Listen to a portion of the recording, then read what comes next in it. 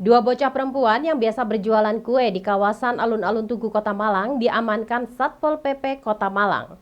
Petugas menduga ada eksploitasi anak. Dua bocah yang diamankan ini akan dipanggil orang tuanya untuk membuat pernyataan agar tidak mempekerjakan anak di bawah umur.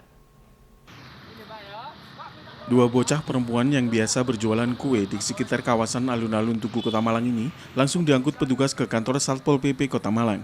Mereka terpaksa dibawa ke kantor Satpol PP karena petugas menduga adanya eksploitasi anak untuk kebutuhan ekonomi. Rahmat Hidayat, Kabid Ketentraman dan Ketertiban Umum Satpol PP Kota Malang menjelaskan bahwa pihaknya berpegang pada Perda dan Perwali. Selain itu, upaya yang dilakukan oleh Satpol PP juga untuk melindungi mereka dari dugaan eksploitasi anak. Setelah diamankan, Satpol PP berkoordinasi dengan pihak kecamatan, kelurahan hingga RT RW untuk memanggil orang tua dari anak-anak ini. Pembinaan juga diberikan kepada mereka agar tidak melibatkan dan memperkerjakan anak-anak mereka yang masih berusia sekolah. Lebih jauh, pihak Satpol PP juga akan menggali informasi apakah ada yang mengkoordinir anak-anak yang biasa berjualan di pinggir jalan ini di sejumlah titik di Kota Malang. Jadi kewenangan Satpol sini adalah peraturan daerah dan atau peraturan wali kota.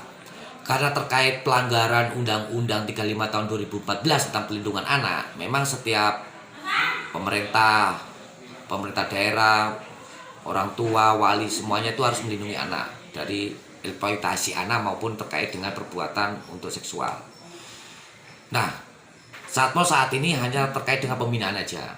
Pembinaan yang dilakukan Satpol saat ini yang biasa kita lakukan itu biasanya kita ke kecamatan atau ke kelurahan itu melakukan pembinaan langsung ya, sehingga orang tuanya nanti dipanggil bersama RT RW setempat supaya ada peran serta, mereka ikut serta, pedulilah. Nah, karena pembinaan ini bisa dilakukan oleh siapapun, baik itu Satpol sendiri maupun camat, lurah, RT RW. Jangan sampai anak-anak ini dieksploitasi, dalam tanda kutip ya, itu dieksploitasi untuk dipekerjakan karena memang mereka itu tidak boleh berdasarkan Undang-Undang 35 2014. Simon Alfredo melaporkan. Memaksimalkan upaya pencegahan PMK, tim Satgas PMK Kabupaten Malang melakukan penyemprotan desinfektan ke kandang-kandang sapi di wilayah Pujon, Kabupaten Malang. Dengan penyuntikan vaksin dan penyemprotan ini, diharapkan penyebaran PMK bisa dicegah, ternak kembali sehat dan wabah segera berakhir. Kegiatan penyemprotan di wilayah Wiyurejo, Sebaluh, dan beberapa wilayah lainnya di Kecamatan Pujon ini dilakukan oleh Satgas PMK Kabupaten Malang untuk meminimalisir penyebaran PMK yang masih berlangsung. Akibatnya hewan ternak banyak yang mengalami kematian dan harga jual yang turun drastis, sehingga merugikan para peternak, terutama peternak sapi perah, karena hasil susu masih menjadi pendapatan utama para peternak di wilayah Pujon. Kegiatan penyemprotan disinfektan merupakan bagian dari upaya pencegahan penyebaran PMK yang dilakukan pemerintah selain program vaksin, dengan melibatkan berbagai pihak khususnya para peternak. Menurut Satgas Penyemprotan PMK menjelaskan, kegiatan penyemprotan ini dilakukan di seluruh wilayah Kabupaten Malang, khususnya di wilayah yang penyebarannya termasuk kategori tinggi, diantaranya Jabung, Pujon, dan Ngantang, serta beberapa wilayah lainnya di Kabupaten Malang. Di lokasi terlihat Satgas melakukan penyemprotan ke semua kandang milik peternak dengan cairan yang aman bagi peternak secara merata, agar penyemprotan bisa berhasil maksimal. Warga masyarakat berterima kasih dengan kegiatan penyemprotan dan berharap sapi-sapi mereka bisa terhindar dari PMK dan tetap sehat berproduksi susu. Ini kegiatan pencegahan, Pak, ya, dari penyakit yang sekarang ini PMK itu, ya, Pak, pemberantasan penyakit kuku dan mulut. Ya.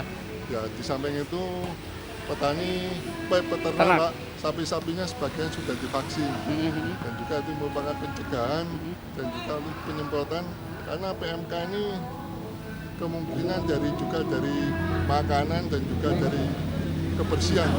Berarti seperti penyemprotan kandang-kandang sekarang ya? Iya betul, di peternak sapi. Iya. Sampai kapan nih kegiatan penyemprotan ini? Sampai selesai, Pak. Kira-kira sampai 13 kecamatan kalau nggak salah, Pak. Yang daerah merah tentunya ya? Iya betul. Karena Pujon juga masuk. Ngantang, Pujon yang paling banyak. Kesembon, Ngantang, Pujon.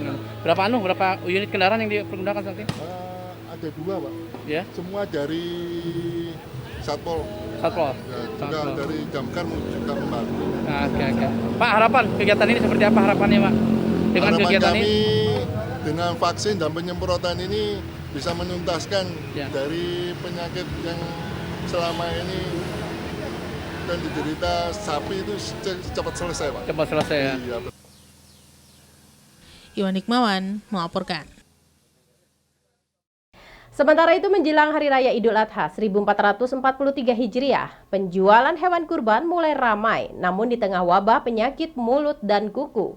Sejumlah penjual terpaksa membatasi jumlah ternak yang dipajang. Hal ini dilakukan untuk mencegah terjangkitnya wabah penyakit mulut dan kuku. Salah satu penjual hewan kurban yang membatasi jumlah hewan yang dipajang yakni Muhammad Suhud. Dirinya yang berjualan di Jalan Sulfat memilih hanya memajang 3 ekor sapi yang akan dijual. Ia mengaku pembatasan ini dilakukan untuk mencegah wabah penyakit mulut dan kuku atau PMK. Apabila ada ternaknya yang terjangkit PMK, diharapkan tidak menyebar ke ternak lain. Muhammad Suhud mengaku untuk penjualan hewan kurban tahun ini aturannya sangat ketat. Selain harus memiliki izin dari RT, RW, dan kelurahan, hewan yang dijual juga harus memiliki surat keterangan kesehatan hewan dari Dinas Ketahanan Pangan dan Pertanian Kota Malang. Hewan yang dibawa dari luar Kota Malang juga harus memiliki surat izin perlintasan. Sementara meski di tengah wabah PMK, harga hewan kurban yang dijual tidak ada kenaikan, yakni mulai dari 18 juta rupiah hingga 30 juta rupiah per ekor sapi dan 2 juta rupiah hingga 4 juta rupiah per ekor kambing. Jadi sebenarnya kan banyak, tapi kita kan antisipasi karena memang penyebaran kayak gitu kan sangat cepat ya, ganas. Jadi antisipasi kami ya didatangkan sedikit supaya tidak bergerombol. Jadi kalau ada masalah itu gampang penanganannya. Tapi kalau langsung sini datang 50, kena semua gitu, maksudnya begitu. Karena kan sudah paham penularannya sangat cepat, nggak nunggu bulanan, harian gitu. Masalahnya begitu. Ini didatangkan dari mana Pak ini? Dari Donomulyo, suratnya sudah ada, semuanya dari Malang Selatan. Kami sudah ada izin untuk penjualan ini dari dinas. Pak, untuk harganya apa ada kenaikan? Kami tidak, saya kira tetap jadi wajar harganya. Jadi kalau kita memanfaatkan momen semacam ini juga nggak baik, nanti dolong ya. Jadi ya sewajarnya lah kita jual. Gitu. Jadi intinya orang jual beli kan bukan sekedar kita cari untung yang banyak, tapi kita harus saling saling membantu. Jadi yang beli juga merasa terbantu, yang jual juga begitu. Jadi dalam syariat Islam semacam itu. Simon Alfredo melaporkan. Terima kasih pemirsa, Anda masih siap bersama kami dalam Info 7 Malang Raya. Penyakit mulut dan kuku atau PMK pada hewan ternak sapi masih berlangsung dan berdampak pada harga jual ternak yang masih rendah. Sementara produksi susu mulai membaik. Saat ini banyak sapi yang dalam kondisi pemulihan sambil menunggu proses mendapatkan vaksin. Berbagai upaya terus dilakukan oleh pemerintah Kabupaten Malang dalam upaya mencegah penyebaran penyakit mulut dan kuku atau PMK pada hewan ternak. Penyakit mulut kuku pada ternak sapi dan kambing ini berlangsung hampir 2 bulan dan belum terlihat tanda-tanda akan segera berakhir. Walaupun di banyak tempat penyebarannya sudah mulai berkurang dan banyak sapi sedang dalam kondisi pemulihan. Kondisi ini masih belum berdampak pada harga jual ternak sapi yang masih rendah dan itu terjadi diduga karena belum dibukanya pasar hewan. Sehingga transaksi jual beli masih terbatas serta sebagian pembeli masih takut akan resiko kematian. Menurut salah seorang peternak di Desa Wiyurejo Pujon menjelaskan, ternak milik warga di kawasan tersebut masih ada yang terserang dan banyak yang dalam kondisi pemulihan. Sementara untuk produksi susu sudah mulai membaik. Para peternak tetap berusaha melakukan pencegahan semampunya dengan memberikan vitamin dan menjaga kebersihan kandang hewan ternak, serta memisahkan sapi yang terindikasi terserang PMK agar tidak menular ke sapi lainnya sambil menunggu mendapatkan vaksin. Tingkat kematian di sini agak lumayan. Lumayan Pak, banyak sekali kematian di sini Pak. Tapi saat ini gimana, sudah vaksin? Pemaksin sudah? Oh belum vaksin belum ya. Tapi sudah mulai landai apa enggak gimana? Ya sudah mulai, kalau yang uduknya itu sudah mulai sembuh, ya. Tapi di kuku yang masih ya? Iya masih sulit. Untuk harga jual gimana saat ini Pak, harga jual? Saat ini sudah parah. Parah? Ya, contohnya kalau sapi yang 1 juta sampai 1 juta. Tapi kalau sapi yang sehat, misalkan untuk yang biasa 20 juta, sekarang harga berapa kira-kira? Sekitar nggak laku Pak. Nggak laku lagi ya. Nggak laku? Iya nggak laku ya. Biasanya kan udah sampai 5 juta, 4 juta harga jualnya sekarang. nggak ada yang Nyari. beli kalau yang sehat ya. Oh, nggak ada. Susah ya. Hmm. Takutnya ya kalau kena penyakit itu. Kena penyakit ya. Iya, iya, iya. Iwan Hikmawan melaporkan. Universitas Negeri Malang atau UM kembali menambah deretan jumlah guru besar setelah 6 guru besar baru dikukuhkan. Dengan kegiatan ini diharapkan akan mendorong dan memotivasi para akademisi lainnya untuk menjadi guru besar serta UM menuju World Class University. Kegiatan sidang terbuka UM dengan agenda pengukuhan 6 guru besar baru UM, yaitu Profesor Hadi Nur PhD, Guru Besar FMIPA Bidang Ilmu Material Maju dan Katalisis Heterogen, Profesor Dr. Ahmad Taufik MSI, Guru Besar FMIPA Bidang Ilmu Fisika Material, Profesor Dr. Nasik SE MP MPD, Guru Besar FMIPA Bidang Ilmu Ekonomi Pertanian, Profesor Dr. Sentot Kusairi SPD MSI, Guru Besar FMIPA Bidang Ilmu Penilaian Pendidikan Fisika, Profesor Dr. Sri Rahayu Lestari MSI, Guru Besar FMIPA Bidang Ilmu Fisiologi Hewan, dan Profesor Dr. Andes H.A. Supriyanto MPD MSI, Guru Besar Fakultas Ilmu Pendidikan Bidang Ilmu Manajemen. Kegiatan sidang terbuka Senat UM dihadiri Ketua Senat UM Profesor Dr. Haji Sukoyono SHMH beserta jajaran Senat, Rektor UM Profesor Dr. Ahmad Rofiuddin MPD, serta para rektor dari beberapa perguruan tinggi negeri dan swasta, keluarga dari para guru besar yang dikukuhkan, serta undangan lainnya. Acara diawali dengan masuknya jajaran Senat menuju ruang pengukuhan dan dilanjutkan dengan mendengarkan lagu Indonesia Raya dan Mars Universitas Negeri Malang, serta pembukaan sidang terbuka Senat Akademik UM oleh Ketua Senat Akademik Profesor Dr. Sukoyono SHMH. Acara dilanjutkan dengan pembacaan surat keputusan Mendikbud Nadiem Anwar Makarim tentang kenaikan jabatan fungsional dosen dan jabatan profesor, serta sambutan Ketua Senat Akademik UM Profesor Dr. Sukoyono SHMH.